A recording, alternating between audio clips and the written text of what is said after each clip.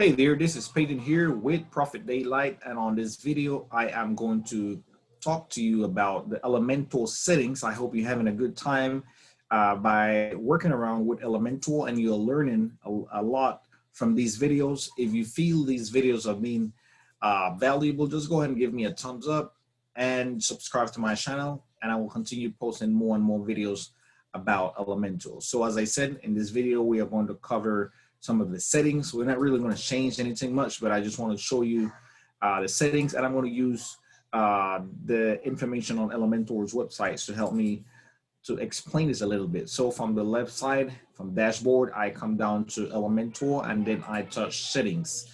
So we have several settings here. We have 3 tabs for the basic version, and we have an additional tab which is integration for the pro version. So the pro version will have general style integrations and advanced, and the free version will not have the integration tab. Under the general tab, we have some settings here, and let's just go over to the Elementor space to understand it a little better. It says the general settings, post types, choose where Elementor can be used. If checked, the edit with Elementor button will be available for that post type. If unchecked, the post type cannot be edited with Elementor. So in other words, 3 types. One of them is called post, the other one is called pages, and the other one is called Elementor header, footer, and blocks template. So you will check it for whichever one you want to use. In this case, by default, post and pages is checked, but you can also check Elementor header, footer, and blocks template. Now the other 2 settings here is for colors and font. So let's go over here and let's see what it's all about. Disable color fonts, disable default color and disable default fonts. This says choose whether to use your theme's color settings or let Elementor control it, or choose whether to use your theme's typography settings or let Elementor control it. So on previous videos, I show you where you could get free Google fonts, and I also show you where you could get default colors like inspiration for colors. You can go to Canva, for example, and create or generate color palette, and then you can use the color palette here in Elementor, or you can go to a website called fontpeer.co, and you can get a lot of default fonts, or Google fonts. So I taught that on previous videos. So this is basically so that you can define who's going to control that part. If you want your theme to use its colors and settings, then you'll have to come over here to appearance, customize. It's going to take a little while to load, and when it loads, then you will have options to configure. For example, I believe if you come down here to global, you can define the colors of your website. You can define the base colors. These are the base colors of the website, or typography. You can define which is the typography that you will be using. However, I'm going to exit out from there, and I'm going to come back to my settings here under Elementor, because I do not want my my theme to define the colors or the font. So I will leave that on check. So the other option here is usage data sharing. Become a super contributor by opting in to share non-sensitive plugin data and to receive periodic email updates from us. I believe that's very self-explanatory. If you want basically that Elementor will send you information, or you want Elementor to know when things happen like errors or bugs, then you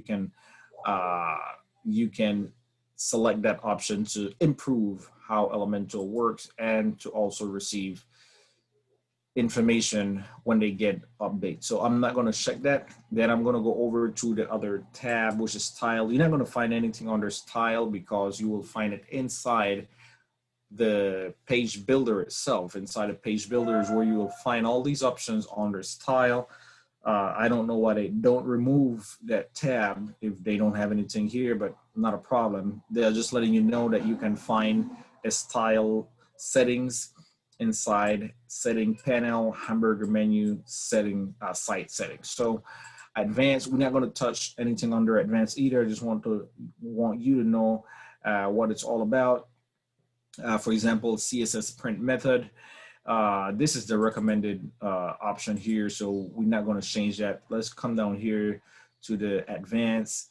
It says choose if your CSS will be included as an independent style sheet, recommended, or on each page. So advanced is usually, you know, for people that really have much more experience with tools. So I will not suggest you change anything here unless you really know. And this page does tell you, for example, for the enable unfiltered file uploads, it clearly tells you there that if you don't know what you're doing, like we recommend you only enable this feature if you understand the security risk involved.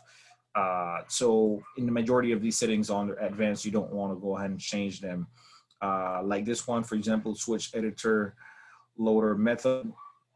That is actually in cases you have server configuration conflicts, you will want to enable that option.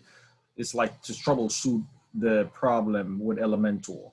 And this other one here, it does not appear. Editing handles, this one does not appear underneath the options here, but this one does appear. Enable unfiltered file uploads. Basically, this says enable or disable the ability to upload SVG, JSON, and other unfiltered files. And it says, please note with bold letters, allowing uploads of any files, SVG and JSON included, is a potentially security risk. Elementor will try to sanitize the unfiltered files, removing potential malicious code and scripts. However, we recommend you only enable this feature if you understand the security risk involved. So that's why, you know, you don't usually want to play around with this option. You want to leave it disabled. Optimize dump output, you also want to leave that disabled there. Well, that's it says select enable to use the optimized dump output, which removes several HTML wrappers from output. You want to also just go ahead and leave that disable. And finally, the last option here is load font awesome for support. Font awesome for support script is a script that makes sure all previous selected font awesome for icons are disabled correctly while using font awesome 5 library. So if it says yes, just go ahead and leave it yes. If it says no, just go ahead and leave it no, unless you are an advanced user of WordPress and Elementor. So that's basically, oh, I was going to talk about the other settings here, which is the integration settings. So this is basically the integration settings allow you to optionally connect Elementor with third-party APIs as needed. So what is that all about? That is, those are tools that you have. Connect your favorite tools.